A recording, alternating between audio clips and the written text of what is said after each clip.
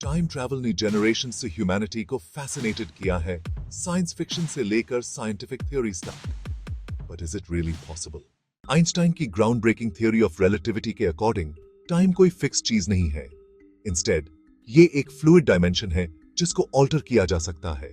ये बेंड होता है और स्ट्रेच होता है ग्रेविटी और स्पीड के इन्फ्लुएंस में, बिल्कुल एक फैब्रिक की तरह जिसको खींचा और ट्विस्ट किया जा रहा हो।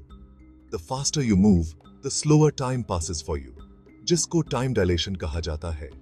इसका मतलब है कि एस्ट्रोनॉट्स जो हाई स्पीड्स पे ट्रैवल करते हैं वो टाइम को डिफरेंटली एक्सपीरियंस करते हैं उन लोगों से जो अर्थ पे हैं, और इस प्रोसेस में वो स्लोली एज होते हैं। बट टाइम ट्रैवल के साथ माइंड बेंडिंग चैलेंजेस भी आते हैं, जैसे पैराडॉक्सेस। ये पैराडॉक्सेस ऐसी सिचुएशंस क्रिएट कर सकते हैं जो लॉजिक को डिफाई करते हैं और रियलिटी की हमारी अंडरस्टैंडिंग को चैलेंज करते हैं। सबसे फेमस है ग्रैंडफादर पैराडॉक्स, एक थॉट एक्सपेरिमेंट जिसने साइंटिस्ट्स और फिलोसोफर्स को डेकेड्स से कंफ्यूज कर रखा है।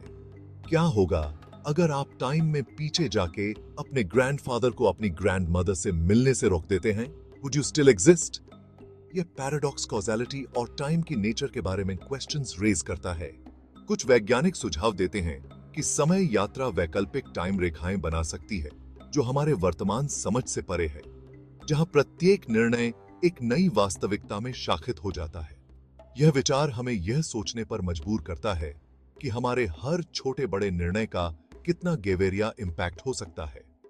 यह विरोधाभासों से पूरी तरह से बचने का एक तरीका हो सकता है, क्योंकि हर नई टाइम रेखा में घटनाएं अलग अलग तरीके से घटित होती हैं। लेकिन यह अभी भी पूरी तरह से सैद्धांतिक है। वैज्ञानिक इस पर लगातार शोध कर रहे हैं और शायद भविष्य में हमें और स्पष्टता मिल सके।